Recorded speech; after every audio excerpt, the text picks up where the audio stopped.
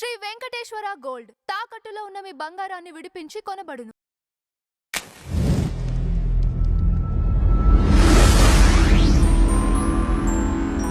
నమస్కారం గురుదేవ. నమస్కారం గురుదేవ, ఈ మధ్య కాలంలో ఒక కొత్త వాదన వినిపిస్తుంది. తిరుపతి వెంకటేశ్వర స్వామి వారి కూడా బౌద్ధానికి సంబంధించిందే అనే ప్రచారం. చాలా హిందూ దేవాలయాలు కూడా ఒకప్పుడు బౌద్ధ ఆరామాలనే ప్రచారం జరుగుతుంది. ఇది నిజమేనా? ఇది చరిత్ర, మతాలు, వాటి యొక్క కల్చర్కి సంబంధించినటువంటి ప్రశ్న. ఇదేంటి, మహానుభావులు చాలా ఛానల్స్లో చాలా అనేక మంది వీటి మీద రీసెర్చ్ చేసి ఆర్కియాలజీ డిపార్ట్మెంట్ వాళ్ళు తవ్వకాల్లో వీటిలన్నిటి చేసి చాలా చాలా కాంట్రవర్షియల్స్ ఇవన్నీ. అయితే ఏంటంటే, మీరు ఏదో ఒక ఔత్సాహికుడిగా ప్రశ్నించారు. నాకు తెలిసినంత వరకు ఏమిటంటే,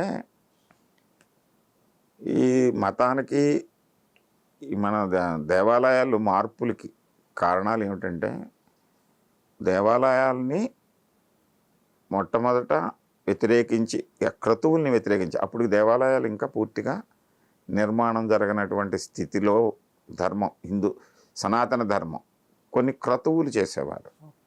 వాటిని వ్యతిరేకిస్తూ వచ్చినటువంటిదే బౌద్ధం 5500 సంవత్సరాల క్రితం. వాళ్ళు ఏం చేశారంటే, విగ్రహాలు దేవాలయాలు కాకుండా ఆరామాలు, బౌద్ధ భిక్షువులు ఉండటానికి, ధర్మాన్ని నేర్చుకోవటానికి, విజ్ఞానాన్ని నేర్చుకోవడానికి ఆరామాలను తయారు చేశారు. ఆ కాలక్రమేణా అవి కొంతకాలానికి మార్పులు అనేటువంటివి వస్తూ ఉంటాయి కదా. అవి వచ్చినప్పుడు ఆ భావజాలం, ప్రజల్లో భావజాలం వచ్చినప్పుడు ఆరామాలని మార్పు చెంది కొన్ని దేవాలయాలుగా మార్చి ఉండొచ్చు. అలాగే దేవాలయాన్ని మార్చేసి కొన్ని ఆరామాల కింద మార్చి ఉండొచ్చు అక్కడ భావజాలాలు.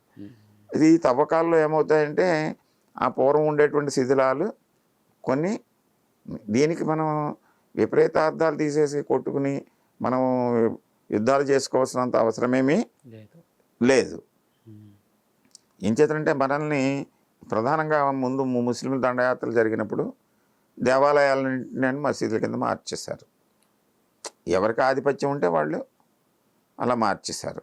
అలాగే మనుషుల్ని కూడా వాళ్ళ మతంలోకి మార్చేసుకున్నారు. ఆ తర్వాత వచ్చే జనరేషన్లు ఏమవుతాయి, ఆటోమేటిక్గా అలాగే అవుతాయి. ఆ తర్వాత కొంతమంది ఆంగ్లేయులు వచ్చినప్పుడు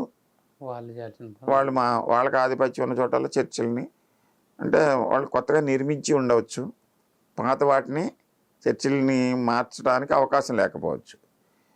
అయితే ఏదైనా సరే ఆ మతాలు కూడా ఇప్పుడు అనేక శాఖోపశాఖల కింద విడిపోయినాయి.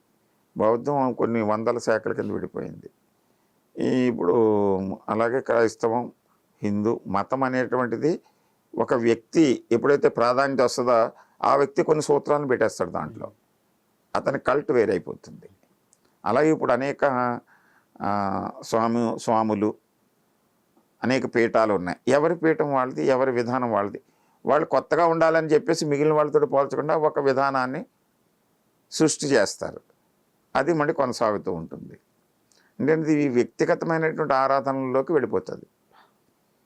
అంచేత ధర్మం అనేటువంటిది ఎప్పుడు సత్యము, ఎప్పుడు ఒకటే, నిజం ఎప్పుడు ఒకటే.